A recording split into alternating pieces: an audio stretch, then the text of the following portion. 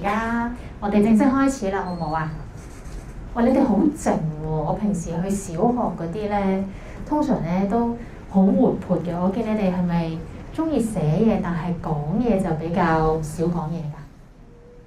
俾少少聲我聽下得唔得？即係我知道你哋有反應。哎呀，多謝你哋啊！多謝你哋，都前排嘅同學咧活潑啲啊嘛。咁咧你哋怕醜坐後啲咧都唔緊要嘅。咁但係因為一陣咧，我哋除咗我不停講嘢，我不停講你都好悶啦，係咪？所以中間你哋都有講嘢嘅機會，你哋有討論啦、積極創作啦，同埋咧同人分享嘅時間嘅。咁所以到時候咧熱咗身咧，我希望大家每人都有機會講少少嘢，好唔好啊？好唔好啊？多謝晒，係啊！我希望你哋自願啦。咁其實咧好輕鬆，我就大家都有去過前2次嘅寫作坊，係咪啊？冇，完全冇去過。有冇同學第一次㗎？即係參加個比賽之後，哦，都有啲係第一次先嚟嘅，所以可能未認識啊，需要啲時間熱身啊。咁我哋之前已經舉辦咗2場，今日係第3場。你知道仲有三次定4次大師班可以上啦。咁你哋咧每次嚟可以認識下啲新朋友，好唔好啊？係啊，咁平時喺學校冇咁嘅機會啊嘛，出到嚟可以同其他同學一齊學習咧，咁係一個好愉快嘅經驗嚟嘅，所以唔使緊張。我見到有啲同學可能會緊張，或者有啲同學會覺得你唔好同我講嘢，你唔好同我講嘢啊咁。我尊重嘅，咁但係咧，如果你之後慢慢覺得啊冇咁緊張嗰陣咧，希望可以多少少反應，多少少嘅參與。咁而今日我哋講嘅題目係咩咧？好抱歉有啲同學頭先拎完個 PowerPoint 都俾我哋收翻嘅。點解咧？因為中間我問你哋一啲問題嗰陣咧，我唔想你咁快已經揭咗嚟，咦我知答案咧咁樣。想大家可以專注啲喺呢一個熒幕上面，所以去到最後咧，落堂之前咧，啲筆記啦同埋參考文章係會派翻俾你哋嘅，唔使擔心。係啦，一定如果我哋唔記得咗嘅話，你哋提我都得嘅。咁我哋今日講嘅咧係敘事角度，誰來做主角？我哋專心啲好唔好啊？係啦，專心少少好唔好？係咁，我請姐姐入嚟收翻你呢本簿噶咯噃。咁我哋咩意思咧？呢個題目平時上堂通常就話啊，我今日寫食物，我今日寫動物。咁究竟咩叫做敘事角度咧？有冇人知咩叫敘事角度啊？即係咩意思啊？即係你從邊一個角度去寫一件事出嚟？非常好啊！從咩角度去寫呢件事出嚟？即係話咧，邊個去做嗰個敘事嘅主角？點解咁樣講咧？你諗下，呢啲係咩人嚟㗎？迪士尼嗰啲人啦，迪士尼嗰啲公主啦，迪士尼啲王子啦，大家有冇諗過你睇親迪士尼嗰啲故事咧？其實都係從公主王子嘅角度去講成個故仔嘅。佢會唔會從灰姑娘隻老鼠嘅角度去講？會唔會從王子個僕人角度去講？甚至會唔會從啲女巫啊、壞人嘅角度去講個故事啊？有啲有，佢一陣舉個例子會係有，近年開始有，但係傳統嘅童話咧，你細細個睇嘅童話書咧，好少嘅喎。所以我哋話咧，敘事嘅角度就係講緊邊個係主角，我哋用邊個嘅觀點、邊個把口去講故事。但大家要分清楚一樣嘢，有陣時候咧，我哋會撈亂咗敘事角度同埋人稱。有啲人話啊，敘事角度咪我咯，我係咪我就係個敘事角度咧？我用第三人稱個他都可以係主角嚟嘅喎，所以其實係講緊成個古仔個主角係邊個，個敘事角度其實就係邊個。你我他呢啲人稱咧，只係一啲方法，咁就唔好撈亂呢兩樣嘢。點解話敘事嘅角度咁緊要咧？大家有冇諗過，你眼中嘅自己同埋其他人眼中嘅你係咪一模一樣㗎？我見到有啲人好多人擰頭，咁我呢個比喻就誇張啲嘅，即係一個例子。我口中嘅自己係咩嚟㗎？呢隻乜貓？大貓貓啦 ，OK， 我都可以當係貓科動物嚟嘅。然後別人眼中其實你係咁樣嘅，可能係咁樣，有啲誇張。有冇同學可以舉一啲例子咧？別人眼中嘅你同埋你眼中嘅自己有咩差別啊？諗一諗，即係平時嗰個別人可以係爹哋媽咪啦，可以係同學仔啦，可以係老師啦，同你眼中嘅自己有冇分別咧？如果你哋咁直，有咩分別啊？你眼睛睇唔到自己照鏡咪得咯，係咪？有冇分別啊？大家覺得？哇！你哋呢班真係超級文靜啊！我都好殘忍咁要揾你，即係捉你哋講嘢咧，又唔好迴避我㗎，即刻迴避眼神。你本來望住我，你可唔可以講下你眼中嘅自己同人眼中嘅你有冇分別啊？我眼中的自己比較外向，但是大多數人拎住啊，唔使擔心㗎。我眼中的自己，我覺得我是一個比較外向的人，但是我身邊的人都說我比較內向，不愛說話。嗱，我知點解啦。我聽你咁樣講完之後咧，我第一個感覺都覺得你係好似內向啲嘅個樣，因為好含蓄㗎嘛，係咪啊？咁但係其實你慢慢咧，你肯答我問題咧，我覺得你一定唔係好挨嗰種人啦，係咪啊？咁所以可能咧係要相處耐咗先發覺你外向嗰一面喎，會唔會係咁樣咧？咁即係別人眼中嘅你同你眼中嘅自己嗰個差異咧，係咪一定有一個講大話㗎？或者有一個係錯㗎？唔一定。原來呢啲就係所謂話觀點與角度，呢個就係我同你相處咗幾耐啦，夠唔夠了解你啦？你有冇展現到你最真實嗰一面啦？或者大家將個重點放咗喺邊笪地方啦，都會影響咧，到時候出嚟個觀感㗎喎。咁呢個咧就好好用啦，因為我哋寫古仔嗰陣，究竟寫我眼中嘅呢位同學啊，你側邊同你熟啲個朋友仔眼中嘅你啊，定你自己寫你自己嘅故事咧？已經唔一樣啦，係咪啊？呢個就係我哋觀點用嚟寫作嘅好處。所以咧，所謂嘅真相咧，你可以話真相唔存在嘅，或者真相係有好多個。睇下你喺呢邊睇係 yes，呢邊睇係 no。某一個角度睇，佢根本唔係一個字，就視乎我哋用邊一個觀點。咁而其中一個咧，近年我哋成日用嘅觀點衝突啊，我哋所謂。就係你哋睇好多咧一啲擬人嘅故事，人同動物，例如呢度人同貓貓。呢幾張圖咧，其實就講咗貓一啲行為咧，佢覺得係點，同埋人眼中佢究竟做緊啲乜嘢？呢度有冇同學有養動物㗎？有養？你養乜嘢啊？哇！咁多啊！哇！貓、倉鼠、烏龜、愛情鳥，哇！呢幾個動物我都寫過喺故事裏面。你可唔可以講下你覺得貓貓咧？譬如左下角啦，左下角你覺得佢會做緊咩？左下角覺得佢係好中意個主人。好中意嗰個主人，左下角。我覺得佢係好攰嘅時候想瞓喺窗外。係咯，瞓覺係咪啊？即係好攰啊，瞓覺。跟住頭先你講右下角就好中意個主人係咪啊？我哋呢啲咧就係人類見到一個行為好正常咁樣諗啦，係咪啊？但係咧有人話咧，如果你代入貓貓嘅視角，啲動物行為學家就覺得左下角嗰隻貓咧，你加少少想像力添啦。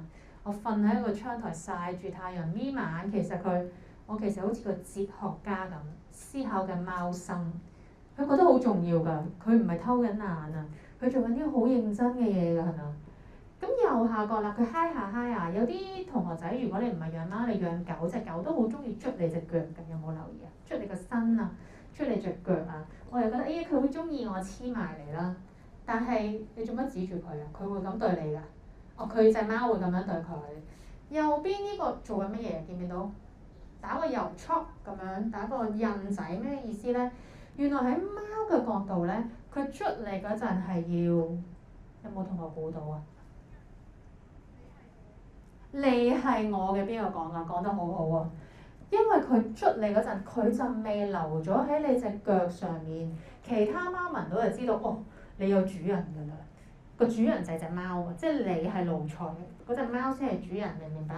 隻貓嘅角度，原來可以係咁樣嘅喎，佢都中意你嘅。如果唔係，佢都唔會打個印喺你度啦，係咪？但係背後有更加深嘅含義。咁呢度係其他啲例子，例如抄嗰啲垃圾桶咧，你覺得佢貪玩，其實就揾緊啲蛛絲馬跡。你去過邊啦？做過啲乜嘢啦？可能想了解你嘅生活。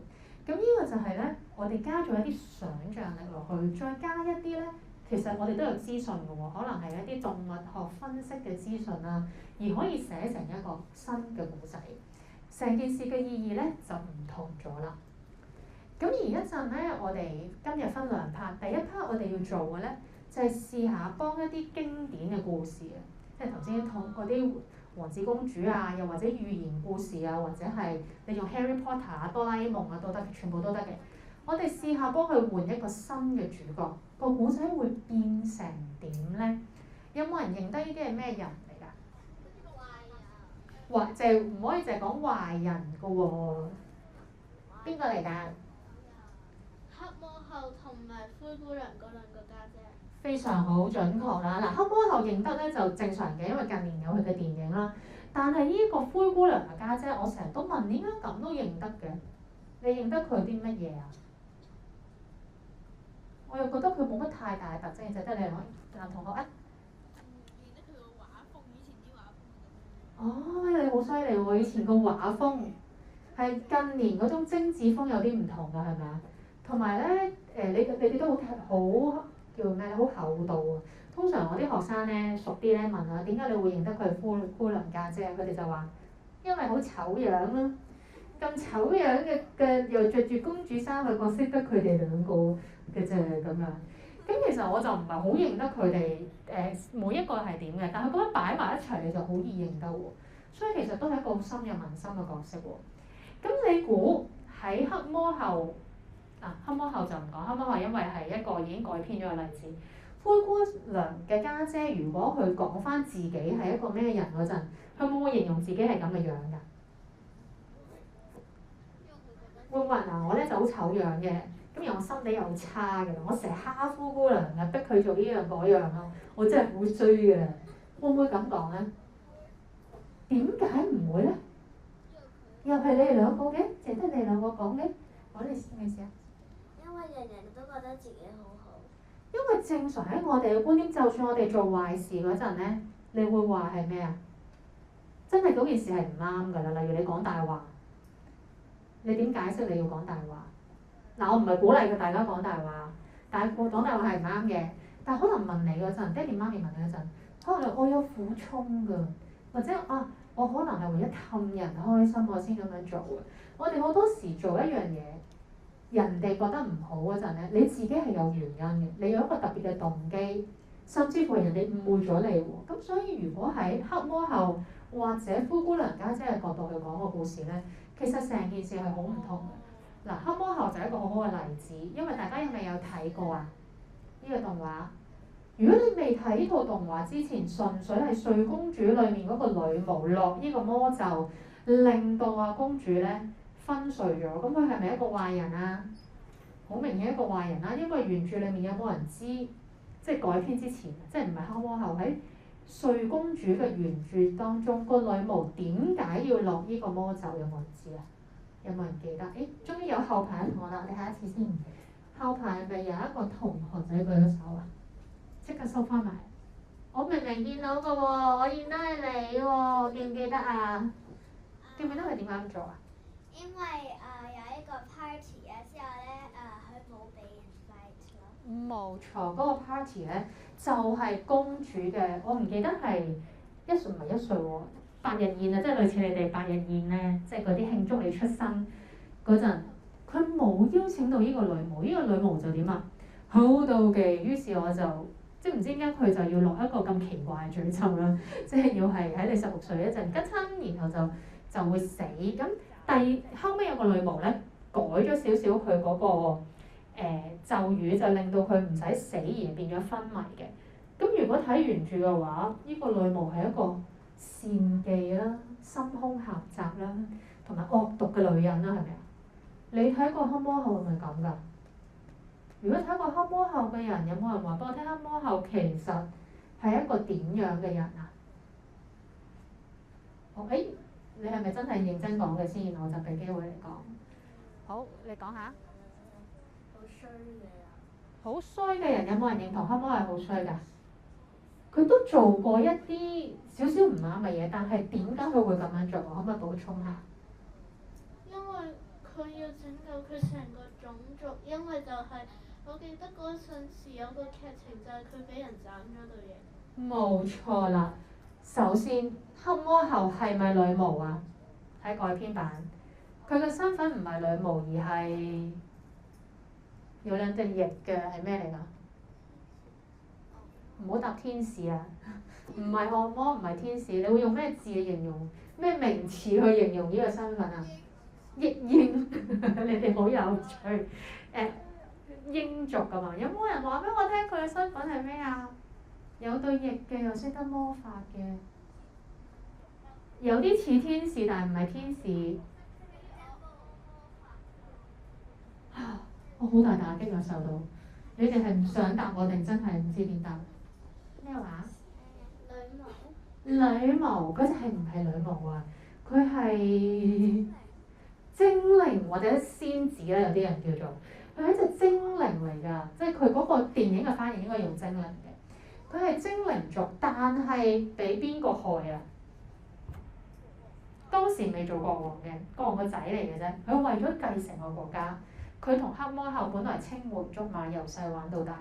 佢呃佢，然後靜靜雞割咗佢對翼落嚟。咁黑魔后摸對翼有段時間冇咗魔法啦。咁然後咧，佢國家又被攻打啦。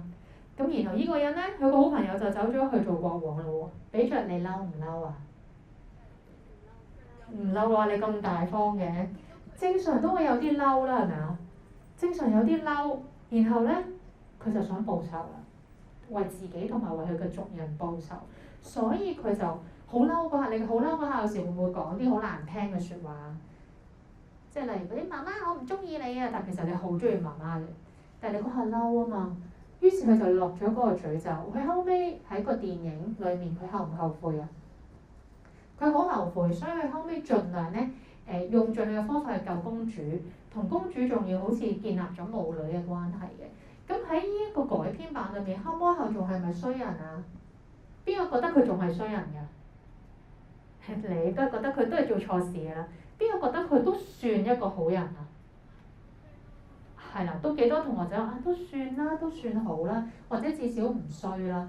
咁呢個就好成功咯喎！我話我哋換咗個主角做黑魔后，幫佢加一段過往嘅故仔，佢嘅性格就成功。我哋話洗白啊，即係變得好咗啦咁樣。頭先個灰姑娘姐姐都係啦，原著裡面覺得佢好衰嘛。咁如果你見到而家呢個版本咧，似唔似衰人啊？即刻都有啲人真係重視，所有人咧你眼中都係壞嘅係嘛？有啲覺得即刻覺得佢咧溫順咗啊，善良咗啊，同埋你哋睇下你哋幾容易呃，個樣靚啲你就覺得應該係好人啊，係咪啊？可能少女藏刀啊，咁呢個就係你哋一陣都可以諗下，如果係灰姑娘姐姐個版本嘅故事，究竟佢哋係好人定壞人咧？咁跟住我會播一段片嘅，呢段片咧就會係一個我哋好經典嘅童話故事嘅延續。有冇人唔知咩叫三隻小豬㗎？我諗我揾機會同你講啊嚇，即係除咗呢位黑色衫嘅小朋友之外，人人都聽過三隻小豬啦，係咪？三隻小豬個結局係點㗎？個個都話聽過，但係我問結局咧，好多就係點樣咧？你係咪舉手啊？中間記唔記得啊？記唔記得個結局係點㗎？你拎住講啊！個狼最後冇吹跌最後嗰隻小豬間屋。係啊，吹唔冧，因為係磚屋係咪啊？咁到最後佢用個咩方法入去啊？有冇人記得？爬上去喺嗰個煙囪嗰度跳入去，將佢趕出去。入唔入到去啊？入到去。入到。好似俾火着咗。嗱，好多人就係記到爬煙囪入去，跟住點咧？唔記得。跌咗落乜嘢話？大聲啲！跌咗落個鍋啊，火爐係啦，總之跌咗落一盆大滾水度，最後咧呢一個嘅豺狼係點啊？係啦，死咗。係啊，豺狼死咗，三隻小豬係冇事嘅，呢個係原著嘅結局。但係因為太多人改編呢個故事，有啲就會亂咗，有啲又話最後唔知點解上次有個同學話，哦，最後啲豬同埋狼做咗好朋友啊嘛，呢個係你哋改嘅新版嘅結局嚟嘅。咁喺原著咧，隻狼死咗，然後我一陣俾你睇段片咧，係講咩嘅咧？就係講三隻小豬嘅第三隻豬團三郎俾人告咗上法庭。一陣你會見到一個法庭嘅場景，就會盤問證人，個笑位喺邊啊？咁好笑嘅，點解？你哋笑乜嘢啊？因為隻豬好似人咁樣，係咪？大家用啲想像力好唔好？佢係一隻豬。我哋而家咧要研究呢隻豬有冇罪喎？個罪係咩啊？大家覺得佢個罪係咩啊？如果俾人告，哇！殺係唔係殺人？叫殺狼啦，係咪啊？奪去咗一個生命啦，咩事？誤殺。佢呢度就係要咧睇下究竟佢係蓄意謀殺啦，定係自衛殺人？大家有冇聽過咩叫自衛殺人啊？自衛殺人即係正當咁樣防衛，然後殺人。即係有人咧，可能咧為咗攆住你啦，攆住你啦，你為咗反擊唔小心一踢，就踢死咗我咁樣。呢啲應該係自衛殺人，即係冇心嘅，為咗自己嘅安全先會咁做嘅。我哋一陣咧，而家睇呢段片咧，我想大家睇完之後話俾我聽，你覺得點解你仲笑緊㗎？佢係有冇罪咧？大家等等下。係啊，睇字幕係要。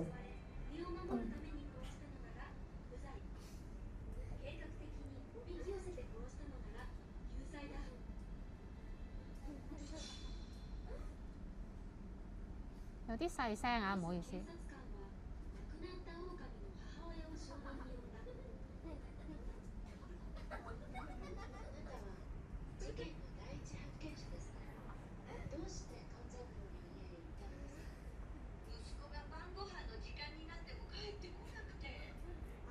呢係豺狼媽媽。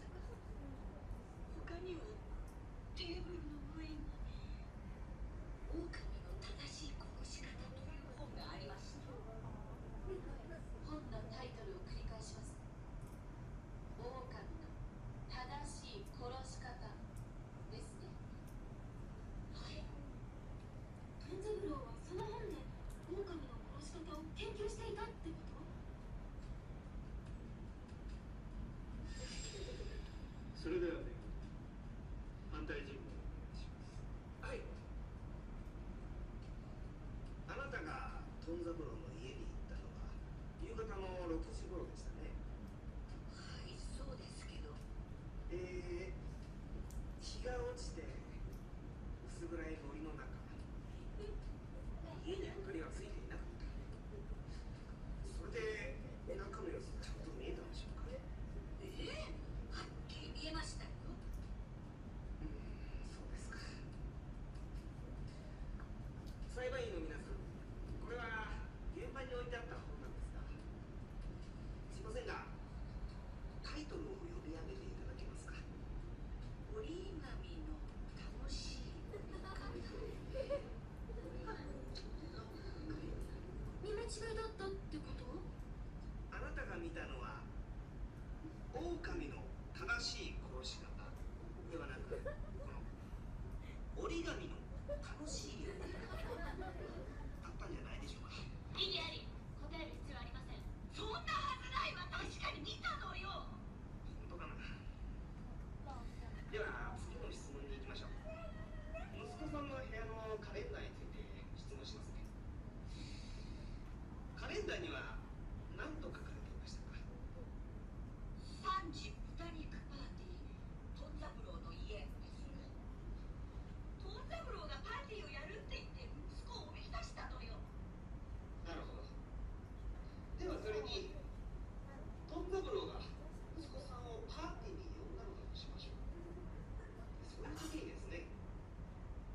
肉パーティーという言い方をするでしょうか。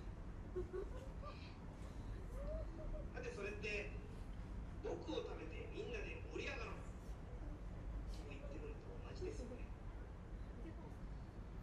つまり豚肉パーティーというのは息子さんがトン三郎を食べに行くぞという意味だったんじゃないでしょうか。異議あり、憶測です。以上です。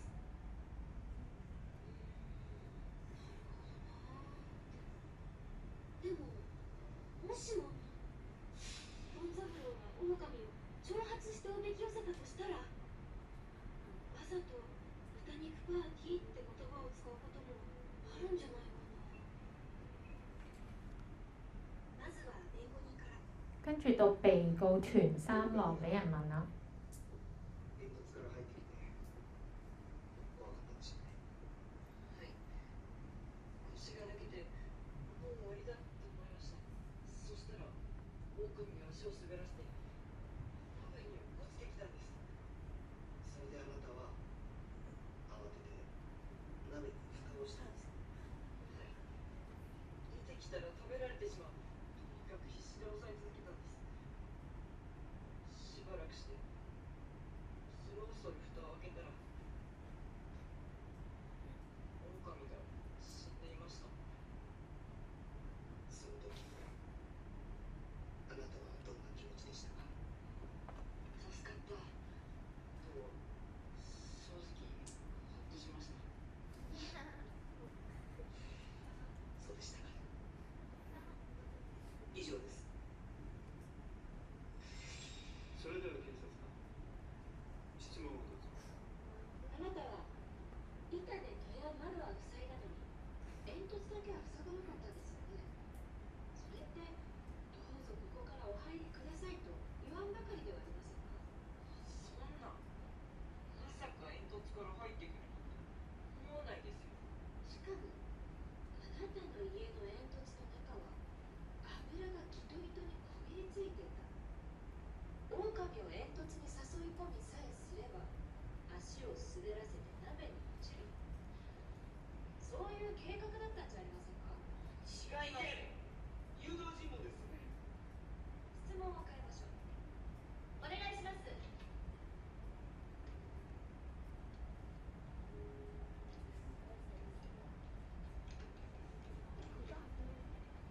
これはあなたの家にあった鍋です。あなたはいつこれを購入しましたか。購入したのは事件の3日前ですね。狼の体がすっぽり入るほどの大きな鍋はどうして必要になったんでしょう。兄と3人暮らしになったからですよ。僕たち豚が大食いなのはみんな知ってるでしょ。しかも犯行当時大量のお湯がグツグツ沸いていた。食事時でもないの。それは部屋が乾燥しないように一日中鍋でお湯を沸かしっぱなしにしているんですよ。そこにたまたま狼が落ちてきたんですよ。好啦，時間關係，呢個我咧其實我 cut 出嚟嘅其中一啲片段嘅。如果你哋之後有興趣咧，想知道成個故仔係點咧，你上網 Spy Family 一陣睇嘅，一陣咧你哋翻到去咧揾翻呢個佢叫做色話法庭或者叫童話法庭咧，有好多個系列嘅，其中一個就係呢一個團三郎嘅系列，咁可以睇晒佢所有嘅證據都得嘅。咁但係咧話俾大家聽，佢冇結局㗎。個結局佢只係陳列晒雙方嘅觀點，然後交俾讀者，即係你哋觀眾自己去決定佢有冇罪。咁憑我頭先抽出嚟嗰條片，大家覺得佢係蓄意殺人定係冇罪嘅去自衛殺人啊？覺得團三郎有罪嘅舉手。冇人舉你都可以舉㗎，即係佢係特登殺死阿郎嘅舉手。冇。摸面即係點啊？即係諗緊係咪思考緊？覺得佢係無辜嘅，佢係自衛殺人嘅舉手。哇！絕大部分都係喎。覺得無辜嘅可唔可以講個證據俾我聽下？有冇人諗到一啲好有力嘅證據，佢係無辜嘅？好，咦，你試下哈。因為個警察問佢嗰陣時，嗰個羅先生死咗之後，佢有咩心情？佢就話得救了。我得救了，我得救了。哦，即係佢嗰種話啊，我好危險，但係而家唔使死啦。嗱，個前提佢講真話，係咪啊？你相信佢講真話嘅？咁真係一個覺得佢係蓄意殺人嘅都冇啊！哇，好少咁一面倒，一個都冇。你係咪有啲猶豫啊？諗緊，你可唔可以話俾我聽？你覺得佢有？我覺得佢冇罪。點解咧？因為佢個窩即係喺個煙筒下邊係正常，因為佢啲煙要向上排。哦，要排走啲煙，所以你覺得好合理嘅擺喺嗰度係咪啊？頭先有個同學仔話佢有猶豫嘅，你話俾我聽，你猶豫個位喺邊度好唔好啊？你拎住啊！即係咧，我猶豫緊咧，點解佢唔從門入面入去咧？同埋佢哋屋企又唔係有門，唔係應該有門嘅咩？如果佢踢開道門係咪啊？封咗咧，咁就係我覺得係蓄意殺人咯，因為只可以從嗰個煙筒嗰度行入嚟，而且啱啱放住一個鑊。係啦，放咗個鍋，又有啲油係咪啊？上面嗰個煙筒有啲油。咁咧，我未試過遇到咁一面倒嘅狀況，大家都啊覺得豬豬係無辜，係咪個樣好無辜，所以呃咗你哋？豬豬係話佢豬豬團三郎，因為咧通常一半一半嘅，咁證明我今日咧有啲嘢做得唔夠好啦。我頭先剪呢段片嗰陣，我每次會剪唔一樣嘅證據落去。我本來想誘導你哋覺得隻豬有罪嘅。點解我已經做咗呢個功夫咧？有冇留意大家頭先停喺邊度啊？嗰段片最後係講緊咩啊？講緊嗰個窩，然後呢一個嘅控方律師咧係質問緊佢點解3日前先買？點解唔係煮緊飯？但係你個窩會有咁多水開住？點解個煙通咁啱又會有油？其實呢堆都係對豬不利嘅證據嚟嘅。我擺喺最後講咧，就諗住等你哋下印象深啲，但我洗唔到你哋腦，全部都覺得豬係冇罪啊咁樣。咁係咪有嘢想講？係咪有同學有啲意見啊？好，你覺得點咧？呢個故事嗰3隻豬係同一日，即係嗰3隻豬係同一日，即係個狼死嗰日係一齊去住。咁如果佢係話嗰個窩係3日前，係因為佢哋3隻豬嘅食量大嘅話，咁好似唔合理，因為佢係3日後先至一齊住，點樣知道係會一齊住？哇，好細心啊！一個同學俾啲掌聲得唔得？佢留意到原著嘅故事，你記唔記得佢哋係因為俾人整冧咗間屋，所以先走去㗎嘛？係咪啊？佢頭先話我哋3兄弟要一齊生活。咦，平時雖然你可以話逢食飯你一齊食嘅，即係就會開飯嘅，但都有少少唔合理啊，係咪啊？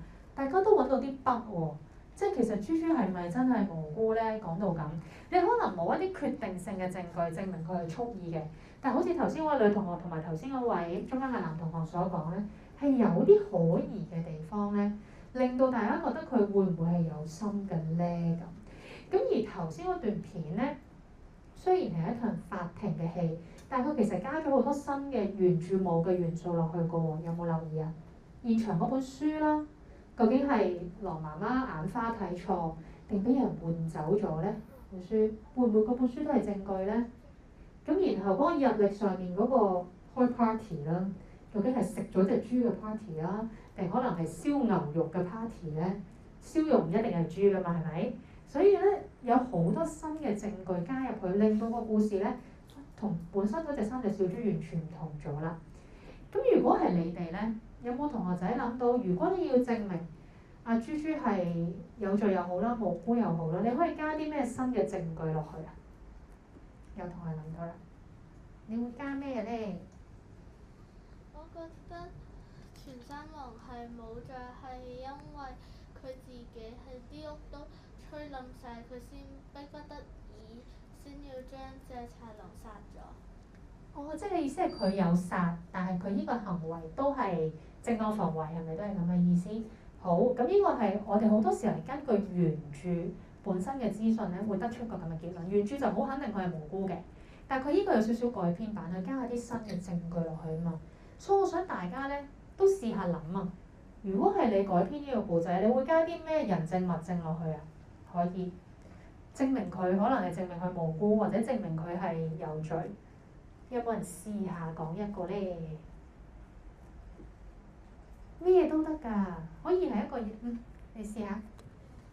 你拎住啊，拎住啊。呢個田三郎就即係可能約咗人食飯，或者約咗人去早啲食飯咁樣，所以就煲定啲水先咁樣。哦，即係譬如原來你叫咩名啊？姚啟昌，原來唔係啊，姚生啦，好冇？姚同學，原來咧豬豬寫住我約咗姚同學食飯嘅，佢會嚟我屋企食飯，所以我煲定啲水先，即係佢個解釋就唔係話乾燥咯喎，係話咩啊？我準備煮嘢食咯，同埋阿姚同學好大食嘅，所以我要大個啲嘅煲，我哋一齊打邊爐喎。咁呢個好好喎，呢個其實咧變咗咧係人證嚟㗎係嘛？即係呢個姚同學就成為咗到時候話我真係約咗豬豬嘅，咁你就覺得佢似無辜多啲啦，係咪都有？你講埋先。個豺狼寫起日記嘅，寫起個月曆嘅時候，同佢媽咪講過之後咧，就可以寫一個好好味嘅嘢。哦，即係原來咧唔單止淨係寫低，仲同媽咪講到時話 yummy 正嘢食咁樣。呢一個咧就可能暗示咗佢係特登想去食小豬咯喎，係咪啊？好，你咧？就是可能，我會就是因為午飯的時候我還是會吃東西嘛，可能燒鍋會出一些油，煙囪裡有油。但如果我在午飯之後，如果在這裡加上他說下一場很大很大的雨的話，它煙囪裡的油就會被洗掉，然後晚上他來的時候發現裡面有油，那可能他這邊正好就是在燒水，因為燒水不會出很多的油嘛，就可能可以證明那個豬是有。故意在裡面放油，讓它滑入鍋中。哇！好犀利啊！即係咧，佢改變，即係佢有冇落過雨咧？如果落過雨嘅話，你有油正唔正常啊？好唔正常啊！即係可能係特登搽上去咯喎，係咪？而唔係平時堆所累積嘅咯。呢個有鑑證嘅元素喺度啊！即係研究下咧，個煙囪啲油究竟係自然啦，定係特登嘅咧？同埋究竟係食飯前後又有分別啦，係咪？咁呢啲咧就係你哋可以加入去嘅證據，大家都加得好好嘅。再簡單啲，其實如果有人係目擊事發嘅經過咧，即係會唔會小豬係喺度引導你入嚟啦，你入嚟啦咁樣咧？見到咧，又或者係嗰本書啊，嗰本究竟係折紙書定係話要殺人嘅書咧？會唔會你哋有時買書係咪都會留低張單據啊？換嘢啊嘛，有時你哋唔會，但爹哋媽咪應該會嘅，可以問下。俾人發現咗。現場真係買咗一本關於殺人嘅書，又或者我覺得呢個係好容易嘅。我哋而家以前啲童話咧係冇咁現代通訊冇咁發達啊嘛。而家你哋咧同朋友會 WhatsApp 啦，會 Signal 啦，你哋可能係有信息記錄嘅喎。豺狼會唔會講過我要嚟食你咧？又或者小豬話你嚟食我啊咁樣咧？會唔會有啲咁嘅通話記錄咧？咁呢啲都係我哋可以加入一個舊嘅故事裏面咧。令佢變咗有新嘅點子嘅元素。咁頭先咧，大部分人都係信團三郎，而唔信呢一個嘅豺狼媽媽，反映我哋呢一啲反派嘅角色咧，要幫佢做一個新形象都係有啲困難嘅。咁咧就你哋就要試下啦。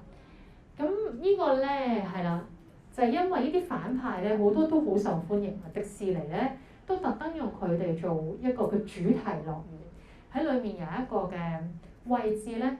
係俾黑魔后啊、烏蘇拉啊呢啲惡人角色咧，去整一啲遊樂設施，就證明到佢哋都好大魅力嘅噃。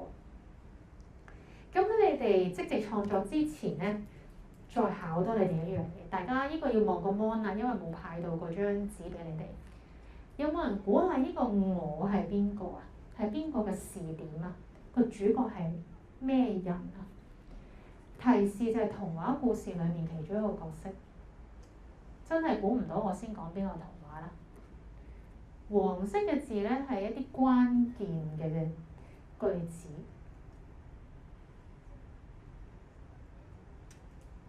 有人估到未啊？後排有同學，你大聲啲講出嚟啊！芝士，點解你芝士？因為老鼠係咪啊？你個方向其實係啱㗎啦，唔係正常嘅人嚟㗎，呢個唔係人類嚟㗎個角色。老鼠夾，跟住有老鼠月、老鼠餅同老鼠頂。哦，老鼠個夾，你講緊老鼠嘅夾？唔係，我俾埋呢個故事係邊個故事嚟啦？灰姑娘裡面其中一個角色，呢個角色有啲特別嘅，你大聲講出嚟啊！咩係灰姑娘 Cinderella 南瓜車。南瓜車個方向好近啊！睇真啲最後嗰句，穿上它，保證你能得到全場的目光。着咗佢會得到全場嘅目光。你未講過嘢。灰姑娘嗰隻叫咩鞋啊？玻璃鞋係咪有幾個同學仔開始同一時間估到啦？灰姑娘個玻璃鞋啊，所以佢會講俾老鼠拖啦，掉落地啦。但係仙女話着上去會得到全場嘅目光啦。原來我哋用個視覺，除咗用一個與別不同嘅人物或者動物，可以係死物嘅喎。其實頭先芝士啊、老鼠夾啊，或者南瓜車都係好好嘅寫作角度嚟嘅。咁呢一篇咧一陣派俾你嘅，會派俾你嘅。最後有個同學仔寫咗一篇由玻璃鞋嘅角度去寫咧。玻璃鞋寫到啲咩？我哋用人嘅角度唔會寫嘅嘢啊，或者寫唔到嘅嘢。咩啊？好咩話？點解係核突啊？寫唔到好核突，你試下。俾人踩住好痛嘅感覺啊！呢個佢又係好好啦。嗱，首先咧喺好痛之前咧，你諗下嗱，一般嘅鞋咧就冇乜特別，冇乜人留意嘅。但係玻璃鞋咧喺個故事裡面，其他人會俾啲咩眼光佢啊？一雙閃亮亮嘅眼睛，哇，好靚啊！因為好矜貴、好優雅、好高貴嘅代表嚟㗎嘛。佢見到好多貪婪嘅目光喺佢身上面掃嚟掃去，所以對鞋會見到好多人咧，哇，好似好中意自己咁樣。仲見到啲乜嘢咧？其實頭先有同學仔話咩核突咧，都可能有啲啲嘅，因為我哋見到個公主同王子都係好靚，係咪啊？著得好體面啦，然後咧個樣又好靚啦。但係呢度你睇下，佢會見到佢哋狼狽嘅一面喎。例如佢話王子唔知係咪太緊張，係咁踩佢，踩到佢遍體鱗傷。然後公主咧跳舞都會流汗㗎嘛，係咪啊？灰姑娘靚啫，但可能隻腳好臭都唔定㗎喎。佢一路流汗一路嚟到，哇！真係好唔舒服啊，係洗不掉啊嗰啲污垢。咁呢度咧就會寫到一隻鞋咧，可以寫到我哋人嘅角度，或者我哋留意唔到嘅一啲事物。同埋頭先個同學講得好好喎。佢有幾痛咧？俾人踩住，尤其最後記唔記得原著裏面王子係拎住隻玻璃鞋去揾灰姑娘㗎嘛？咁其他女孩子好想做呢一個嘅皇后，於是點啊？個個都試着啦，係咁塞隻腳入去啦。你隻腳好大都揀塞入去啦。咁然後咧，玻璃鞋可能成日嗌痛，但係有冇人聽到佢把聲咧？冇嘅，佢可能係好痛苦嘅。咁所以呢個同學仔咧就好有創意咁利用到咧一隻鞋，一隻好唔平凡嘅鞋啦，個角度去寫到佢嘅一啲嘅遭遇啦，公主王子嘅真面目啦，同埋其他人咧貪心嘅模樣啦。聽咗咁耐咧，喺放 break 之前咧，我哋要先做第一個練習咧，就係到你哋咧去揾一啲經典故事裡面嘅配角。嗱，呢個配角咧，你見到我分咗3類嘅。可以係人類啦，可以係動物啦，可以係死物。咁我舉咗少少例子嘅，你可以係唔寫啲例子，或者諗唔到就直接寫一個例子啦。本來我就想要你哋抽個類別嘅，咁但係我見大家都比較靜，我就唔想大家覺得好難呢樣嘢。我俾你自己揀做人啦，揀做動物啦，定揀做死物都冇所謂嘅。咁所以大家分咗討論完之後咧，要講翻出嚟嘅喎。所以如果你哋有紙咧，可以寫低啲重點嘅，即係從呢一個新嘅觀點去講故仔。舉個例子就係白雪公主嘅後母一定係覺得自己係好人嘅，咁點解佢要咁對白雪公主咧？中間係咪有啲咩誤會咧？邊個先係衰人咧？發生咗啲咩事咧？你就要講到呢個嘅故仔嘅大綱出嚟嘅。所以如果你哋會寫低會更加好。咁咧分組嘅方法，有啲同學自己已經幾個坐埋一齊啦，係咪啊？我諗大概3至4個人一組啦，好唔好3至4人揾唔揾到？唔夠人。係啊，你本來應該自己已經有啦。係，但唔係所有人都會有翻齊啊嘛。有啲同學冇自己做嘅，所以你唔一定要跟翻你哋比賽嘅組別。你而家即場同其他同學 team up 都得嘅。你不如你同佢哋兩個好嘛？你哋3個好嘛？跟住你哋3個好嘛？咁你哋三個，你哋兩個？係啦，如果你話好少人，我得兩個都可以嘅。你同佢哋兩個，好唔好啊？好唔好啊？你哋3個好唔好啊？好。哦，仲有一個同學仔，唔緊要，如果4個人都得㗎。又或者你前面呢組2個人嗰度，係咪2個啊？嗰度，你哋2個定3個啊？嚇？哦，哇！真係睇唔到你喎，爭啲睇唔到你喎。咁你係咪未有㗎？咁因為你2個一組咪得咯，好嘛？你2個傾，你同文拉做啊 ？OK，咁你坐嚟前面少少啊，唔使怕醜。你哋4個好冇？介唔介意我擺多個同學仔落嚟？你哋4個啊，咁你坐入面依格或者依度啦。你分咗未啊？你哋3個咯，好唔好啊？你3個好啦，傾完記住寫低啲重點，因為我會抽幾組出嚟講㗎喎。咁15分鐘時間開始。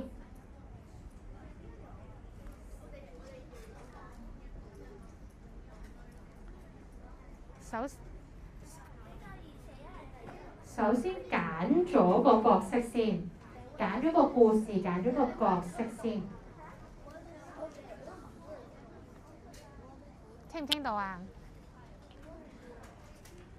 揾一個同學拎張紙寫低重點，即係譬如可能啊女同學你負責寫好冇？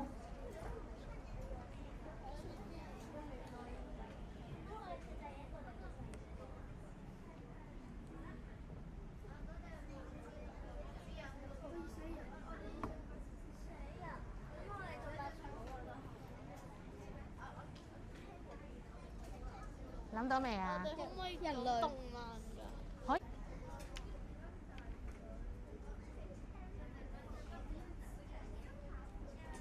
有冇邊一組係爭好多嘅？冇即係得個開頭，爭好多。嗱，如果你話哎呀我咧講到一半我都未寫完，唔緊要嘅，淨係講咗你諗到嗰啲都得嘅，甚至淨係講你諗到個角色同埋佢嘅諗法咧。其他同學幫你完成佢都可以嘅，因為我俾嘅時間唔算好多啦，你哋未諗晒係好正常㗎，可能得個方向㗎咋，唔緊要嘅。我哋不如分享下先，有機會再寫埋落去好唔好？咁我哋而家坐翻好先，首先，然後咧我見到頭先有幾對同學我見到都寫咗幾多嘢嘅，咁我就唔逼你哋第一個講，但我一陣就會走埋嚟邀請你㗎啦，希望你哋自己主動啦，有邊一組同學係自願分享嘅先？做仔就好，多謝你哋願意，唔係新鮮事啫。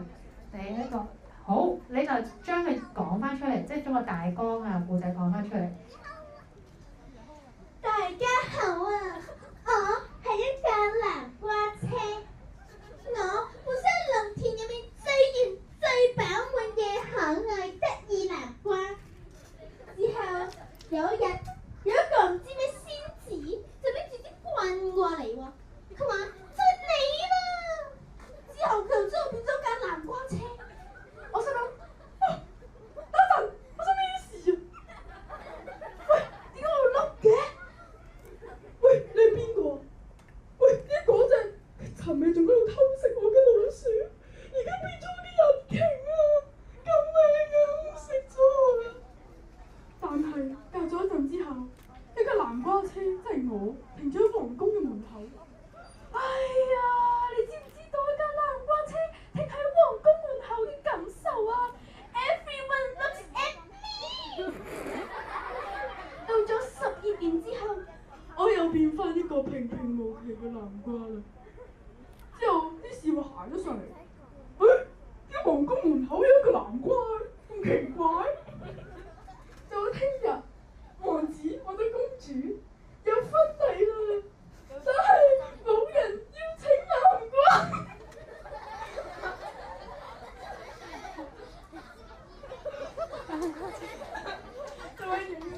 仲未完㗎。仲未完㗎。之後婚禮1週年，皇宮派人採購南瓜慶祝王子同埋公主嘅婚禮。食咗佢。之後有啲採購嘅人見到又係咁啦，啊就係你啦！之後啲人用咗啲唔知咩紙啊定係咩金幣咁樣，我哋金色嘅買咗落嚟，要去慶祝喎。我竟然變咗南瓜湯。之後嗰位可以叫做咩灰姑娘嘅公主食咗我，佢話好味啊！但係我食之前點解覺得呢個南瓜咁熟悉嘅？真奇怪。但係算啦，都係食咗佢啦。最後公主竟然唔記得咗我死咗。俾啲掌聲得唔得啊？哇！你呢個標準好難超越喎，係你表演完之後，大家都滴緊汗，你記唔記到啊？演繹得如何啊？首先演繹分滿分先啦，係咪啊？咁然後咧嗱，真係要讚下嘅，寫南瓜車咧，都我自己覺得係容易啲嘅一個選擇嚟嘅。但係佢嘅內容咧，其實係有，即係佢唔係淨係講啲趣聞喎，佢有一個起伏嘅喎，有個戲劇嘅轉折嘅喎，佢最後死咗添喎，係嘛？佢然後又諗到咧，即係變成南瓜湯呢個狀態啦，即係個物件變咗第一個狀態啦。但係亦都側寫緊人嗰個故仔，因為公主同埋王子最後有冇聽到個故事係點㗎？有冇一齊啊？係一齊，所以先要慶祝先要買南瓜。同埋我唔知大家有冇留意到佢講個南瓜被採購嗰陣咧，佢話啲人係用咩買佢㗎？金色嘅紙嚟買佢嘅。如果你係人，你就好正常講用錢啦、用金啦、用銀啦。但喺南瓜嘅角度，佢知唔知咩係錢咧？佢應該唔知嘅。佢真係代入咗南瓜個角色嗰度去寫嘅。咁所以咧，佢除咗有趣同埋係即係喺演技方面好好之外咧，佢哋本身個劇本都寫得好嘅，係利用到南瓜嘅特質啦。可以呼應翻個故事啦，但係又有少少新嘅劇情喺裏邊。大家原來睇過平時嘅愛情故事嗰陣，忽略咗被犧牲嘅南瓜，係啊，佢就俾人食咗落肚，但佢都完成咗佢嘅使命嘅，係咪？好啦，我哋有南瓜車啦，仲有冇其他同學係可以？嗱，你唔使學佢咁樣表演式分享嘅，你哋好淡淡然咁講都得嘅。好，我哋睇下依組嘅同學，你揀嘅角色。我揀嘅角色係白雪公主嘅後母。咁咧，原來咧，白雪公主咧被殺，被殺係因為後母嘅問題。但係咧，當中咧，獵人想殺佢嘅時候咧，原來咧後母交代嘅時候咧，本身係諗住想要獵人去殺一啲動物俾佢食啦。但係點知咧，原來咧，獵人咧早前食嘅嘢食裏邊咧，俾人落咗毒，咁咧佢就聽唔清楚後母所講嘅吩咐，佢咁啱見到白雪公主，咁就以為咧想殺咗白雪公主，咁就帶咗佢入森林裏面。好彩白雪公主咧就逃脫咗啦。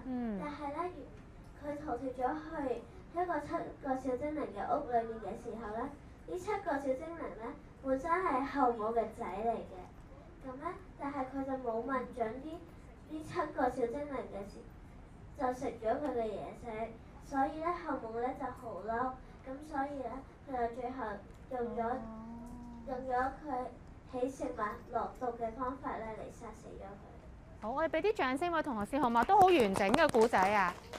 嗱，大家留意到咧，呢個故事咧，佢有2個重點。第一個重點咧，就係一個誤會啦，係咪啊？原來獵人搞錯咗個指示啊！本來唔係諗住殺白雪公主嘅，可能係頭先話想食一啲食物啦，又或者頭先我其實聽到你哋討論過程咧，話教訓白雪公主係咪？有同學建議係唔係殺咗佢嘅？咁原來可能有個誤會喎，喺傳遞信息方面，獵人懶叻啦，可能又或者我病到瘟瘟燉燉聽錯咗個指令啦。咁呢個係第一點。第二點，大家有冇聽到佢改咗啲咩劇情啊？佢話7個小矮人係邊個嚟㗎？後母個仔仔嗱，雖然你要解釋啦，後母個仔仔點解會係住喺森林咧？會唔會係唔俾得人知嘅咧？可能係佢同前夫生嘅仔仔，佢收養嘅仔仔，或者係因為生得太矮大醜樣，我收埋佢唔俾人知我有呢啲仔仔，我哋要揾啲解釋啦。但呢個都係一個有創意嘅點子，就解釋到點解後尾咧，原來係白雪公主得罪咗7個小矮人，所以咧後母先要教訓佢，咁就加多咗個原因俾佢。咁你寫成一個完整故事，當然仲要一啲劇情嘅解釋啦。但係呢兩個點子，我覺得都係有趣，同埋佢都顯示到，後母係咪一個絕對嘅壞人啊？都唔係喎，佢只係一個秘密嘅人。好啦，有冇第3組嘅同學願意分享下？你哋做嗰隻手仔係咁樣嘅，唔使怕醜嘅喎。好，我哋聽下第3組嘅分享先。我今日上過嘅係《鬼滅之刃》入邊嘅蛇柱，然後小不內。鬼滅嘅蛇柱，可能我大聲少少。鼠嘅金木字物嚟。唔好騷擾人哋。咁跟住咧，佢哋依家小不內原本出世喺一個罪惡家庭，佢個家庭咧靠供奉蛇鬼咧為生嘅。咁跟住佢有一晚佢逃脫咗，咁跟住幾年之後佢就加入咗鬼殺隊，跟住咧就係、再過多幾年就成為咗蛇柱啦。咁有一日佢準備去柱合會議嗰陣時，佢就見到新晉升為柱嘅戀柱金木字物嚟，佢咧就問佢點樣去主公大人嘅嗰個屋度，咁跟住咧佢哋咧就但係啊，依家小不內好似就對佢一見鍾情，咁跟住最後同無慘嘅嗰個大戰入邊，佢同戀柱就冇死咗嘅，咁佢哋兩個就都有幸福咁生活落去啦。你估中咗喎！你估中咗喎！佢咧就佢以前就係冷言冷語、愛冷內熱、毒舌同埋常咧就為咗戀柱就呷醋，而家就咧變咗個性格就變成不熱情，同埋對任何人都溫柔。好，唔該晒。各位同學先俾啲掌聲先好唔好啊？佢用咗一個動漫《鬼滅》嘅一個配角蛇柱去講啦。咁咧其實講得好完整，好好嘅。唯一係有一點咧，就係佢同原著其實好似，除咗改咗個結局。佢改咗個結局，佢冇死到就同戀柱可以幸福快樂咁生活啦。咁但係當你用蛇柱嘅角度去講嗰陣，可能講多啲內心啊，係咪啊？可以，我哋寫嗰陣咧，你話佢第一次見麥尼嗰陣一見鍾情喎，點樣一見鍾情咧？佢中意佢啲乜嘢咧？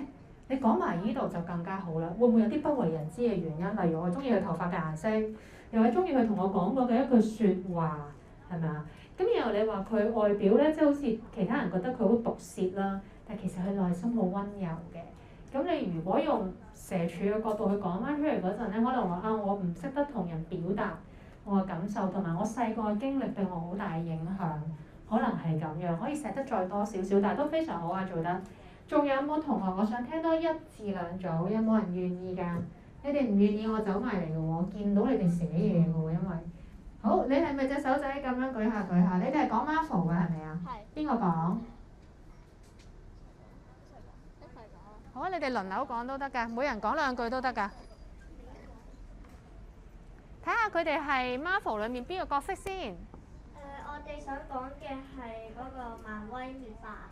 佢原本係 Marvel 嗰啲壞角色嚟嘅。佢原本嘅故事係滅霸佢去攞咗個手套而去揾咗啲寶石，而佢個功能就係可以消滅一半嘅人，之後佢就可以統治世界啦。但係佢後尾俾嗰啲英雄阻止，所以佢就個計劃就失敗咗啦。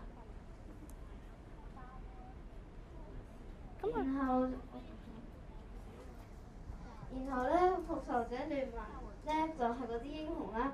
但係如果係改咗個故事咧，就係一開始復仇者聯盟嗰啲英雄就去咗滅霸居住嘅星球，然後殺咗佢哋種族嘅人，所以滅霸就諗住想要去到地球佔領翻佢哋啲人啊同埋地方。同埋咧，滅霸咧去到地球咧，用寶石手套咧，將一半嘅人將佢變消失啦，然後喺星球上面再次平安的居住。但係英雄佢哋咧嘅指示咧係阻止佢，然後所以佢哋就成為咗敵人。我俾啲掌聲先，得唔得？仲有，哇，仲有喎。仲有一個就係比較抽象啲嘅，就係、原本復仇者聯盟嗰啲英雄同滅霸係朋友嚟嘅，但係佢哋嗰啲英雄嘅指揮官就係、自己去到滅霸嘅星球度，即係佢哋居住嘅星球去招引佢，之後令到佢哋啲族人都唔開心啦，並且殺咗一啲嘅族人。之後就係嗰啲指揮官咧，知道滅霸原來要用個手套去消滅地球上面嘅人類係一半嘅。之後就係原本滅霸係冇諗到會消滅直接一半好多嘅人啦，但係為咗佢自己族人同埋自己嘅安危都要用啦。被逼。不論係傷害到佢嘅朋友定係其他人。之後個指揮官都知道咗之後，就下令嗰啲英雄要去殺咗佢，即係阻止佢嘅計劃咯。之後佢哋就變成敵人。我中意個多啲喎。係啦，好啦，首先咧，真係要讚下咧，呢一組同學咧，個古仔首先俾兩個我揀喎，即係究竟嗰個真正嘅即係正唔好嘅人啦，即係壞蛋啦，究竟係表面上係英雄嗰班人，定係佢第二個版本？我覺得咧比較貼近現實嘅。原來咧，英雄同埋滅霸都係俾指揮官叫做欺詐啦、玩弄啦、挑撥啦嘅對象嚟嘅。咁呢個咧，我哋現實中好多時都會發生。原來 A 同 B 本來係好朋友，或者本來咧係可以和平共處，但係阿 C 就走出嚟搞破壞，係咪啊？咁呢個我覺得係相對合理啦，同埋悲傷啲嘅，即係呢一個故事。咁係好好喎，佢諗到一個前傳，原來滅霸有個咁悲傷嘅過去，先要少少迫於無奈咁樣嚟地球度你可以話復仇啦，又或者可以係為咗自己繼續生存咧而揀一個咁嘅選擇。好啦，最後一組有冇一組願意？好，我哋聽埋最後一組嘅同學，你哋就可以放 break 啦。好。你哋估唔估到呢個就一支魔法杖？我經過無數嘅戰鬥和悲傷，痛苦常常會發生在我身上。我的主人常常用我來施魔法，但是無一次都係唔成功嘅，害到我好身心疲倦，連骨都骨折咗啦。我一直都喺度喊慘叫，但係冇一個人聽到我嘅心聲。我雖然只係一支平平無奇嘅魔杖，但係我記得我亦都有自己嘅生命。好，俾啲掌聲先好唔好？嗱，呢個咧又係好有感情嘅喎。佢寫得雖然咧佢冇好誇張咁演繹出嚟，但係咧佢亦都係用死物賦予死物一啲情感啊。而我覺得有好大發揮空間，就係如果你繼續寫落去，或者變成一個長小說嘅故事，係邊個支魔杖好啊？你哋會寫係邊個支魔杖？可以係 Harry Potter 啦，可以係頭先講啲故事啲神仙教母啦，係咪啊？可以係任何一個故仔裡面嘅魔杖，再寫落去就可以講一啲例，可唔可以執翻去啊？一啲具體嘅例子，例如你陪你嘅主人經歷過啲咩大戰，點解會骨折咧？你用魔法用到骨折，定個主人唔識得愛惜你咧？有好多嘢可以寫，咁做得好好啊！大家都咁咧，我覺得咧，大家個專注力可以維持咁耐已經好不容易㗎啦。咁所以我哋而家咧放一個8分鐘嘅 break， 我哋5點鐘翻嚟就嚟個總，即係最後一 part 㗎啦。8分鐘可以去洗手間，可以飲水，可以喐動，可以傾偈，好唔好？5點鐘我哋準時喺度開始，8分鐘時間。洗手間未？我哋過多半小時就會落堂㗎啦，所以如果唔係太急嘅話咧，都可以等落堂嘅。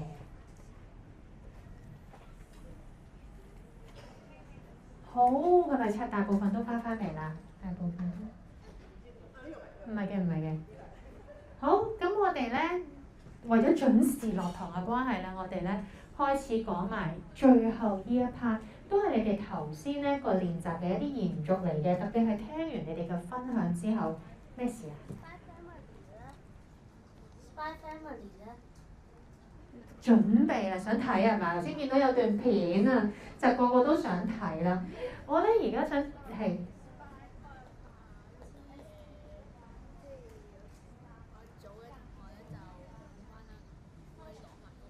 可以啊，走嗰陣你攞多一份咯。好嗱，一陣咧嗰個PowerPoint 咧印咗出嚟俾你哋，加個參考文章咧，我哋就直接放喺門口，好似頭先你哋見到咁樣。但係你走嗰陣就可以名正言順咁每人攞一 set 走㗎啦。如果有同學仔今堂冇上到，但係佢好想要翻啲資料咧，如果你見到有多嘅都可以攞俾佢，或者你之後用你嗰份影俾佢都得嘅。咁我而家講嘅咧，其實都係頭先我哋關於視覺嘅故事裏邊咧。專注先，一放你哋出去之後咧，個心就散啦嘛。我哋快啲完成埋1個小時，你就可以休息啦。某一啲特定嘅視覺，我哋可以點樣運用？咁頭先有人咧已經裝到我有呢段片啦，係咪啊？所以好想我播啦。咁我第一個例子咧，就會用 Spy Family 裡面呢個古仔嘅視覺去講。咁我會播2段片嘅。第一段片就係個故事嘅簡介，雖然大家都應該好清楚啦。有冇同學未睇過㗎？或者未聽過？哇，都好多人未睇過喎。咁留意段簡介講啲人物關係咯喎。跟住再播第2段片咧，就會係講佢嗰隻狗嘅。咁我哋先睇第1段先。個笑位喺邊度啊？又笑嘅你哋。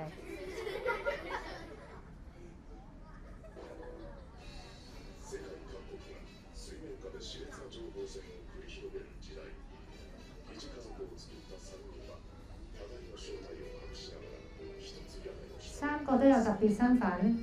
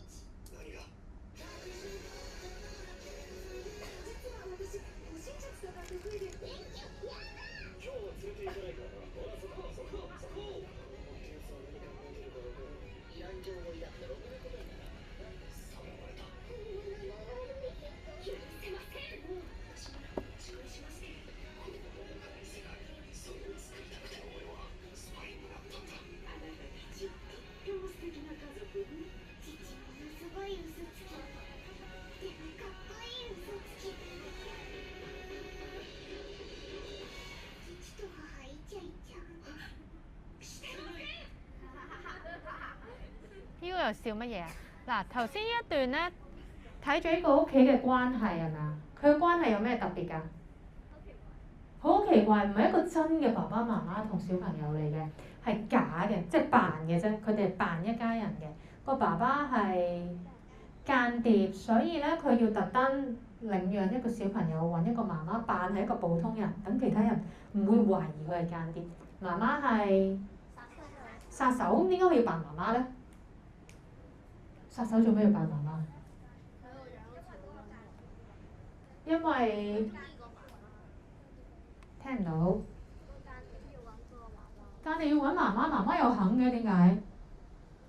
因為殺手啱啱好有呢個需求。冇嗱，如果你係一個殺手，好容易咧都會俾人哋發現你嘅身份嘅，又係同間諜有啲相似啦。然後咧佢又身手好好啦，但係一路咧即係混入去其他地方度扮做一個公務員，所以咧佢咧亦都要可以走先睇，扮係一個普通嘅家庭，啲人冇留意佢呢樣嘢，同埋佢都有啲中意阿爸爸同埋個小朋友嘅。咁個小朋友有咩特別啊？讀心術，所以中間咧，佢一早就發現，爸爸係間諜，媽媽係殺手。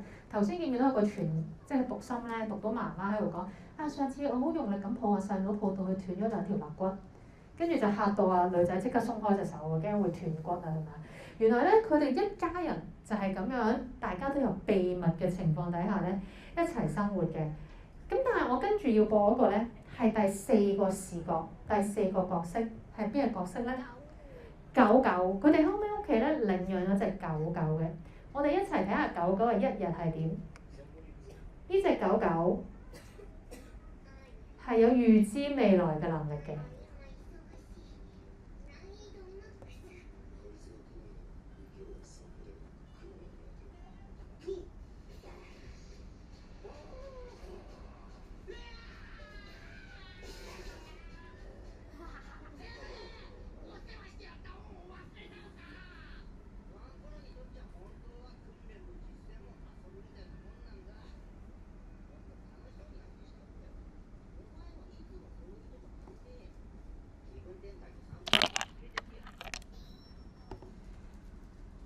佢預見到未來發生嘅事，想阻止啊！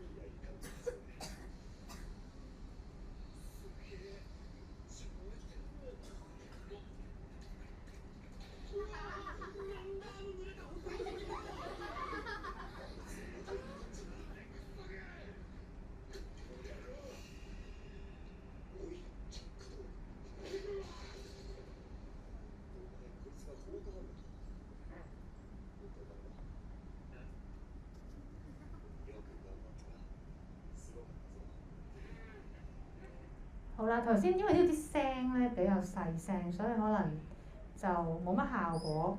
咁但係大家睇得明佢講乜嘢係咪啊？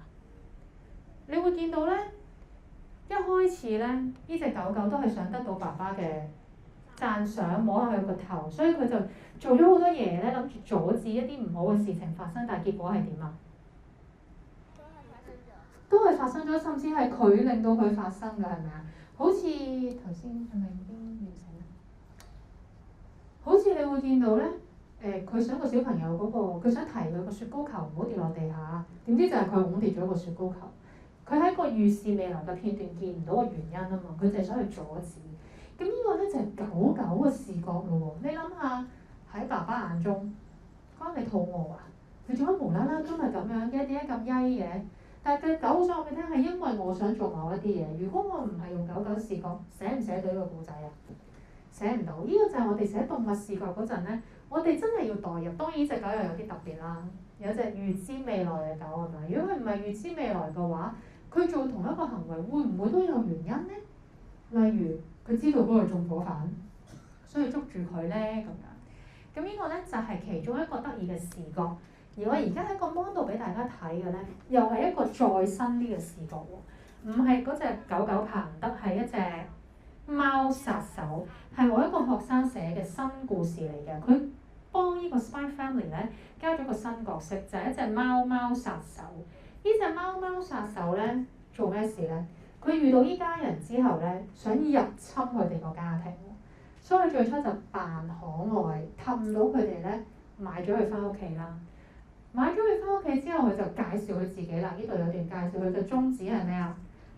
消滅人類，統治地球。然後佢咧講咗一堆背景資料嘅，就例如話我係咩代號藍鯨啦，然後我隸屬海洋嘅暗殺組織啦。點解要咁講咧？咁多背景咧，如果有睇《Spy Family》原著嘅人咧，就可能估到啦。爸爸頭先個故事裏面，爸爸個外號叫咩啊？黃昏。佢有個外號，啲殺手全部都有外號，啲間諜有外號啊。然後佢媽媽隸屬嗰個殺手組織有冇人記得啊？叫花園啊，叫 garden 啊。咁所以咧，人哋 garden 佢就海洋，佢係呼應翻原著裏面一啲嘅設定。佢寫咗一個新嘅貓殺手，然後話啊，我要佢咧毀滅消滅地球啦。咁然後咧，呢度咧就會有一段咧，從貓貓嘅角度講翻每一個家庭成員俾佢嘅感覺，例如佢嘅外貌啦、性格啦，同埋佢估到佢哋全部都有隱藏身份，各懷鬼胎。但係偏偏隻狗咧個樣蠢蠢地，但係成日避開佢喎。佢梗係唔知點解啦，隻貓係咪啊？因為其實隻狗有預知能力㗎嘛，知道佢會對自己不利啊嘛，咁佢就寫得好有趣嘅，利用翻每一個角色嘅特性嘅。咁然後講佢嗰個你估佢嗰個殺手計劃順唔順利咧？係非常唔順利㗎，因為佢本來咧諗住啊，我今晚咧就要喐手啦。點知媽媽若兒突然間咧就話：嚟啊，寶貝，今晚媽媽抱住你瞓覺啊！你哋會唔會咁樣同隻貓或者隻狗講嘢？佢就話：今晚一齊瞓啦，攬住一齊瞓啦。首先佢就話：咦，我有個新名喎。你今晚抱住我瞓，我仲點執行我嘅計劃咧？不單止係咁，當媽媽一抱住佢一摸佢嗰陣，佢發現啲乜嘢啊？哇，好好聞啊，好溫柔啊，亦好眼瞓，好眼瞓。瞓着咗喎。瞓醒之後，安妮亞俾好大碟早餐佢食，跟住佢就點啊？決定放棄佢嘅計劃啦。點解？哇！有人錫我其實都幾好啊，做乜我想消滅佢哋咧？從前的我真愚蠢。咁呢個係一個小小嘅插曲嘅故事咧，就講一隻貓殺手原來成為寵物貓之後咧，你就唔想再做殺手啦，係咪啊？我覺得原來愛係好緊要嘅，即係人類對我無條件嘅愛咧，有嘢錫，有人攬，有人錫，我就放棄咗做殺手，做好貓啦，仲唔止做一隻寵物貓。咁係一個有趣嘅故事，但係同時佢利用到咧故事裡面原著嘅一個角色啦。所以我哋話呢個咧，除咗用咗動物視角，佢亦都加咗一啲故事改編嘅，佢用一啲原著嘅內容喺裡面嘅。大家覺得如果換成其他動物得唔得？會變咗點啊？會唔會有啲唔同啊？故仔狗同貓有乜分別咧？有咩分別？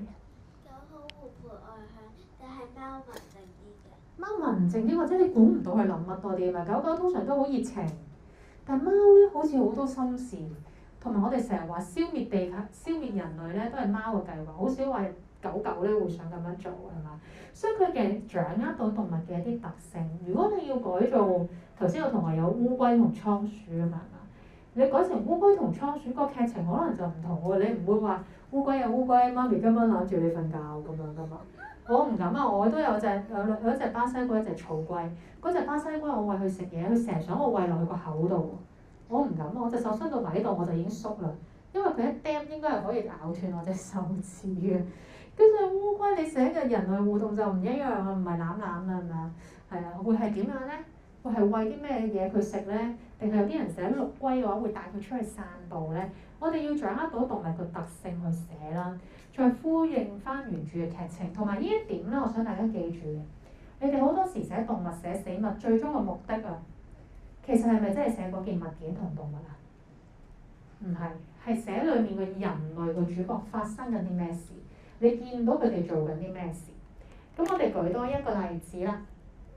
口罩先殺，睇下今日有冇人戴口罩先，都有少數個同學戴口罩喎，係咪啊？我早幾年咧嘅疫情喺呢度講呢啲 talk 嗰陣咧，係全場大家都要戴口罩，除都唔敢除，飲水都唔敢飲嘅，因為幾年前疫情係比較嚴重嘅時候。而家咧我哋近年啦開始即係放鬆翻啲，但係一流感高峰期或者唔舒服都會戴翻個口罩啦。咁究竟戴入一個口罩嘅角度，佢睇到啲咩同埋佢嘅性格會係點咧？咁呢一篇咧文章你之後咧會喺個參考文章度，你哋會攞得翻嘅。咁所以而家你哋立下就得㗎啦。呢篇文章我覺得寫得好出色，好短㗎咋。但係咧，佢就講到咗幾年前嘅處境啦。你哋而家睇可能冇咁有共鳴，但係喺嗰個時代睇咧，就好代表到我哋嘅人嘅經歷嘅。呢度係幾個口罩相遇嗰陣傾偈嘅。佢有嚟自印尼嘅口罩啦、台灣嘅口罩啦、南韓嘅口罩喺度傾緊偈，然後突然間一個美國出產嘅 N95 口罩，大家知唔知邊隻係 N95 口罩？一隻強化啲嘅啦，即係喺嗰啲傳染病房好多時見到啲醫護人員右上角見到嗰張圖，嗰隻口罩咧，佢就哇你係口罩家族裏面嘅高級成員啊！佢就話佢成日要出入高危地方好辛苦。咁然後其他咧就你身份又唔一樣啊！咁點知嘅時候咧，大家傾下咧，有一個咧哇好攰嘅口罩行到埋嚟，啲人就問佢做咩啊？佢話我做咗3日嘢都未休息啊！咩意思咧？你會唔會戴一個口罩3日啊？我哋而家唔會啦，但係呢幾年前有啲人真係會㗎。點解啊？點解啊？冇口罩，你哋係咪冇經歷過？你哋咁細個嗰陣好細啦，係咪啊？有冇人經歷過？媽媽們可能就知道啦。好幾年前，我哋係有啲人咧半夜要排隊去買口罩，或者每人配給只可以買1-2盒。疫症啱啱發生嗰陣唔夠口罩買，但係你又好驚呢個傳染病，咁所以呢個口罩啲人話戴咗3日啦，然後未有口罩嚟接更啊。跟住呢個時候，另一個口罩殘掹掹個喎，就話我尋日俾洗潔精沖完之後掛咗入衣架，吹咗1晚。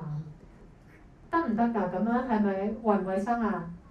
你而家睇到哇咁污糟唔得㗎噃，但係喺嗰陣大家冇辦法，有啲人真係咁㗎喎，甚至有啲人咧，有啲名人咧曾經講過話，可唔可以蒸下個口罩咧消毒咧？當然係唔應該啦，但係嗰陣真係有啲人會咁樣做。佢話我本來咧要去蒸高溫浴嘅，係啊，即係蒸完佢希望可以消毒啊咁，但係後尾就奄奄一息不能工作啦。佢個結尾係點咧？結尾突然間有一個帶有氣閥嘅口罩行過嚟，然後大家就哇會播毒㗎，跟住就走晒啦。因為咧其中一隻我哋話有個氣閥，即係可以打開嗰個位嘅口罩，有啲人搭飛機會用嘅。咁但係咧佢好容易會散播到病毒，即係佢自己安全，但係別人咧就會俾佢啲病毒過濾嘅病毒咧影響，所以就嚇到所有口罩走晒。咁佢用呢一個嚟做一個結尾。咁喺幾年前睇咧，大家好有共鳴啊，因為大家都買唔到口罩，然後啲口罩咧可能真係每一日咧都要趕工咁樣。但係到今時今日，你會唔會再咁樣寫咧？唔會㗎咯，因為而家我哋都不缺口罩，口罩嘅功能已經唔同咗啦，對你哋嚟講可能，咁你就唔會寫咁嘅內容。所以我哋咧寫嗰陣咧，要反映下當時社會真實嘅情況。諗下而家你見到口罩嘅功用，佢每一日見到嘅係咩咧？係咪仲係以前嗰種 COVID-19 嗰種狀況咧？定係有其他嘅作用咧？即係好似我之前咧曾經買過一大堆好中意小王子啊，見到呢個主題我就買咗好多唔同嘅顏色咧。咁我純粹我嚟襯衫嘅，即係因為我要去學校講嘢，即係我成日俾小朋友惹病咧，就上堂嗰陣戴咯。咁就個作用已經唔同咗啦，係咪啊？就唔使一個口罩戴幾日啦，可能戴你中意嘅話，你戴幾個鐘換個都仲得，係咪啊？再乾淨啲。咁所以咧，我想大家諗下，時間關係我唔需要你哋寫。到今時今日，如果你要去寫一個口罩咧，你會諗到咧佢嘅外形啦、工作啦、佢嘅遭遇啦，會係點嘅咧？有冇人試下諗啊？即係尤其有戴口罩嘅同學，可以諗下你口上面嘅口罩有咩感受咧？佢覺得自己做緊啲乜嘢？佢每一日見到啲乜嘢？佢嘅經歷係點咧？你會點樣形容佢咧？有冇人試下？可以試下。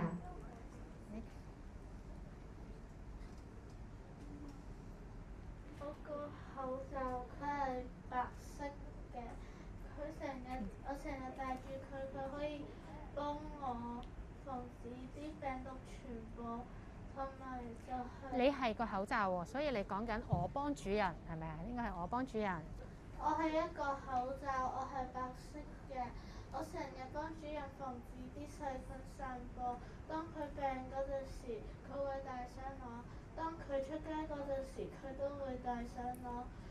我嘅喜好個性咧就係我希望主人會咧隔幾個鐘就換一個，幫我接單，因為咧我過咗耐咗，我都係冇嗰個用途㗎啦。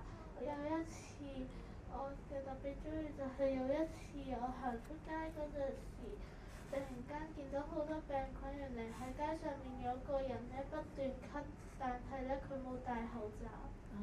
好好啊！俾啲掌聲先好冇？係啦，佢好完整咁樣講到個口罩。一般我哋嘅口罩嗰個功用啊、用途佢都講得好好。同埋一開始講我係白色嘅，我哋如果代入我嘅口罩，可以話我全身肌膚勝雪咁啦，係咪？白雪雪嘅皮膚咁啊，又或者有藍色嘅耳仔咁樣，我見佢粉藍色啦，係咪？耳繩耳仔。咁呢個咧，佢都基本上寫到佢嘅一啲功能啦，同埋佢遭遇就係通常都係見到人哋咳咧，我究竟擋唔擋到咧？咁啊，主人對你好唔好咧？又可以講下。有冇人講下另一啲遭遇或者性格嘅口罩？唔係好似頭先嗰個咁嘅。好，你試下講。我就係一個口罩，我可以幫助到我嘅主人去遮蓋去一啲唔係咁完美嘅地方，因為我係一種好可愛嘅口罩。好。即係可愛，純粹係靚啲嘅係咪？嗱，頭先同我講得好好，唔係咁完美嘅地方，指嘅係咩咧？例如會唔會有一啲人有啲疤痕啊？例如可能我被蚊咬好大笪，又或者我即係唔應該打交，總之我受傷，塊面咧就損晒。咁原來我個口罩咧係幫主人遮掩佢啲傷痕，得唔得咧？唔完美嘅地方，又或者戴嗰啲明星啊，啲明星冇化妝出街嗰陣就戴個口罩。因為冇化妝，驚俾啲人認得出佢唔化妝個樣，得唔得咧？都可以嘅喎，好好喎，即係原來唔係一定要係針對病菌啊，有好多個嘅可能性。咁呢度咧係少少嘅例子俾大家望下。呢個例如藍色醫療口罩就係梗係陪大家去醫院啦、搭地鐵啦、去考試啦。佢就話咧，佢唔抱怨自己一生咁短暫嘅，因為佢覺得好有意義嘅。但係佢有潔癖嘅，最討厭咧。當皮膚沾滿病毒同埋細菌嗰陣，仲俾人你哋咧，除咗口罩咧，有時點啊？塞左塞右塞，然後要拎翻出嚟戴翻上個面度。呢個過程咧，可能已經有病菌啦，亦都可以係時尚嘅口罩，係布口罩啦。呢度就幫人襯衫啦，外貌管理啦。你留意到咧，寫嗰陣咧係用我嘅第一身去寫。同埋佢真係當自己係口罩咁樣去諗啊！呢度話中意影相啊，中意同咖啡杯啊、街頭壁畫一齊出現喺 social media 嗰度。哇！呢個好中意上鏡嘅口罩嘅心聲。但係後尾都有諷刺人類㗎。佢話啲人個口罩戴一個下巴揈嚟揈去咧，咁究竟係戴定唔戴咧？有冇用咧？咁樣。又或者係被遺忘嘅口罩，就係你塞埋喺衣櫃嗰陣根本就唔記得咗佢，係咪啊？然後佢呢度會寫翻咧，以前啲人個個都戴，而家終於唔使戴，佢就被遺忘啦。咁所以佢話咧，我會諗而家世界稍微好一點，但我就變成咗人哋個回憶，有啲悲傷係嘛？有啲悲傷，但係又會講到整體成個城市咧，成個環境咧，衞生係變好咗嘅。咁好啦，到最後講埋呢度就可以落堂啦。試過切換法。有冇人知係咩嚟㗎？切換喎，頭先我哋講咗可以用死物，可以用人類，可以用動物。呢度講緊嘅就係你同一個故事、同一篇文章裡面，可以有幾個唔同嘅我啊，幾個唔同嘅主角啊。例子就係頭先你哋有人講白雪公主後母嘅，講完後母呢一段可能就講公主，講完公主就講獵人，有3個版本嘅故事擺埋一齊。又或者頭先係南瓜車啊，南瓜車你講完你悲慘嘅遭遇嗰陣咧，老鼠都有份拉車定唔知點樣噶嘛？老鼠又見到啲咩咧？王子又見到啲咩咧？王子會唔會知道你真正嘅身份咧？真係話有超過一個視角，我哋就叫視覺切換。咁呢度貪心啲啦，3個有時你2個都可以嘅。我舉一個最後嘅例子，有3個視角嘅，大家望一望。睇完之後，呢個病人點解會病啊？佢覺得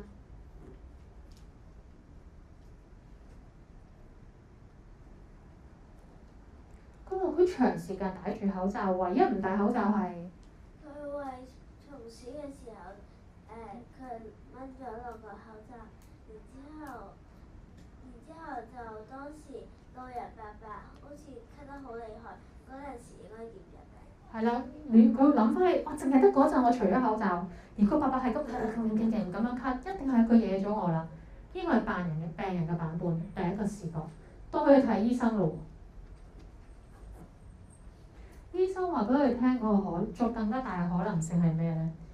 佢除口罩嗰陣，除咗影相，佢側邊有一隻松鼠啊，佢仲有餵佢食嘢啊，佢就覺得野生動物嘅接觸啊，咁咧醫生咁樣講完，病人就原來係隻松鼠。咁如果我淨係講到呢度呢個故事咧，就有個少少嘅反轉啦。原來唔關伯伯事，係隻松鼠啦。但係我哋仲有第3個視角喎，大家估唔估到第3個視角係邊個啊？伯伯松鼠啊，其實你哋可以寫伯伯寫松鼠，咁但係呢度咧，我係呼應翻我啱啱講嘅一啲嘢嘅，係佢嗰個口罩，佢個口罩澄清一件事，伯伯同松鼠都係無辜嘅。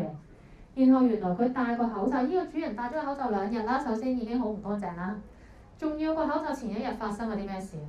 俾隻貓玩完踢咗落地下，踢下踢，踩下踩，碌晒啲污糟嘢之後。佢以為好乾淨，戴翻上個口度，所以話真正嘅共犯係一隻昨晚喺我身上打滾的貓。咁原來咧，你睇到第3個視角先知道個真相喎。呢個就係我哋話視點切換嘅故事好玩嘅地方。你可以俾唔同嘅資訊喺唔同嘅部分出現，大家拼埋一齊就有真相。當然你可以無限延續落去嘅。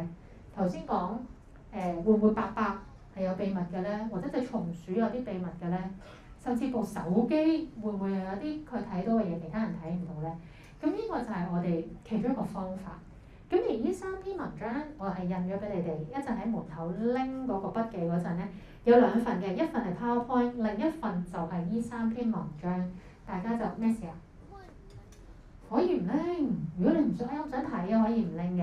咁但我鼓勵大家拎翻去睇下其他人嘅作品，可能幫到你啦。咁咧，我哋時間剛剛好啊，啱啱咧5點28分啦。咁有冇同學係有問題嘅？又或者係頭先有啲嘢你好想講，我冇俾機會你講嘅。如果冇嘅話咧，大家可以咧慢慢地執拾你哋嘅物品先，你等等先嚇。因為我想同你影張合照啊，你哋坐翻你個位先，乖。